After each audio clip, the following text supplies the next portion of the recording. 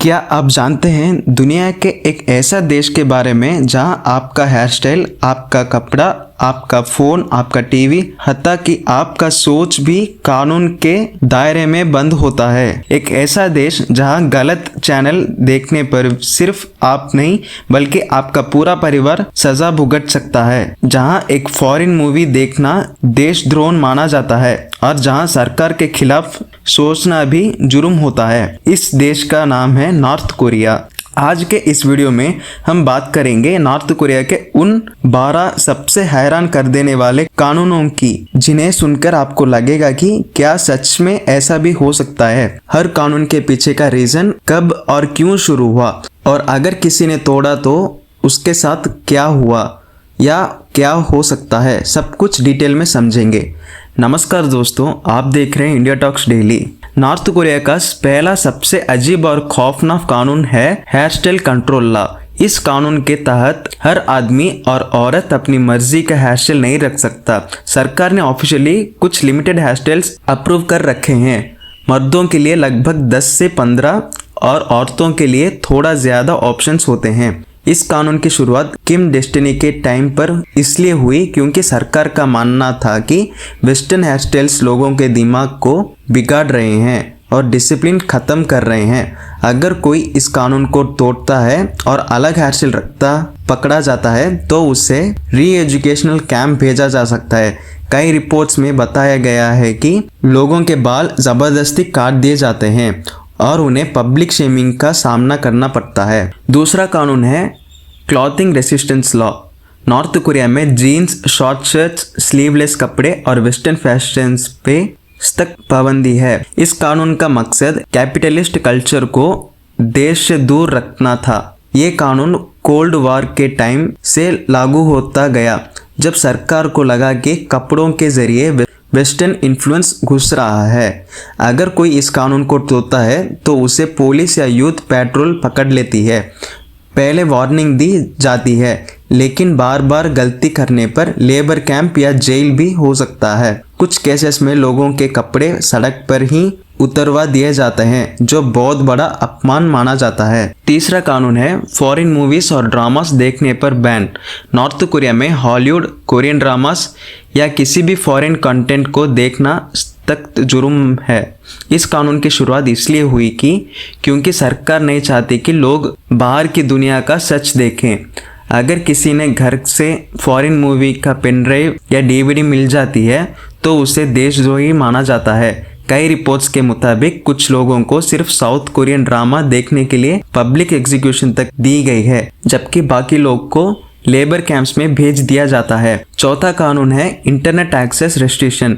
North Korea के आम नागरिक को ग्लोबल इंटरनेट यूज करने की इजाजत नहीं होती। सिर्फ एक इंटरनल नेटवर्क होता है जिसमें सरकारी वेबसाइट्स होती हैं। ये कानून इसलिए लाया गया ताकि लोग बाहर की सच्चाई तक ना पहुंच पाएं। अगर कोई छुपकर इंटरनेट यूज़ करता पकड़ा जाता है तो उससे सीवियर पनिशमेंट मिल सकती है। कुछ लोगों को इस वजह से जेल और इंटीग्रेशन का सामना करना पड़ता है। पांचवा कानून है travel resistance law. North Korea का नागरिक बिना सरकारी परमिशन अपने शहर से दूसरे शहर भी नहीं जा सकता। इस कानून का मकसद लोगों पर पूरा कंट्रोल रखना है। अगर कोई बिना परमिशन ट्रैवल करता पकड़ा जाता है तो उसे इलीगल मूवमेंट का दोषी माना जाता है। इसका परिणाम जेल, लेबर कैंप या रेशन बंद होना हो सकता है। छठा कानून है leader worship law. North Korea में किम फैमिली को भगवान जैसा माना जाता है। हर घर में उनकी फोटो लगाना जरूरी होता है। ये कानून किम टू संग के टाइम शुरू हुआ, जब पर्सनालिटी कल्ट बनाया गया। अगर किसी घर में फोटो गंदी या टूटी हुई मिले तो पूरे परिवार को सजा मिल सकती है। कई केसेस में लोगों को इस वजह से लेबर कैंप्स भेजा गया है। सातवां कानून है कलेक्टिव पनिशमेंट सिस्टम्स। अगर एक आदमी जुर्म करता है तो उसी सजा उसके परिवार के 3 जनरेशन को मिल सकती है। इस कानून का मकसद डर का माहौल बनाना है, इसलिए इससे लोग जुर्म करने से पहले 100 बार सोचते हैं। इस कानून के तहत बच्चे, माँ बाप और दादा दादी तक को जेल भेजा जा सकता है। आठवां कानून है religion ban law. North Korea officially atheist देश है। यहाँ रिलीजन मानना या फॉलो करना जुर्म है। इस कानून की शुरुआत इसलिए हुई क्योंकि सरकार नहीं चाहती कि लोग किसी और शक्ति पर विश्वास करें। अगर कोई बाइबल या रिलीजियस सिंबल के साथ पकड़ा जाता है तो उसे पॉलिटिकल क्रिमिनल माना जाता है और बहुत कठोर सजा दी जाती है। 9वां कानून है media control law. North Korea में सिर्फ सरकारी रेडियो और टीवी चैनल्स अलाउड हैं।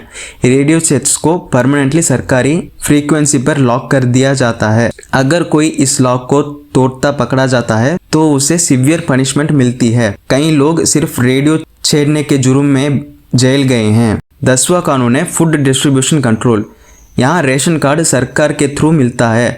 अगर कोई ब्लैक मार्केट से खाना खरीदता पकड़ा जाता है तो उसे इलीगल ट्रेड का दोषी माना जाता है। इस कानून की वजह से कई लोग भूख से मर चुके हैं, लेकिन कानून आज भी लगा हुआ है। 11वां कानून है सुसाइड बैन। नॉर्थ कोरिया में सुसाइड को भी जुर्म माना जाता है। अगर कोई सुसाइड करता है तो उसके परिवार को सजा दी जाती है। इस कानून का रीजन ये बताया जाता है कि हर जिंदगी स्टेट की प्रॉपर्टी है।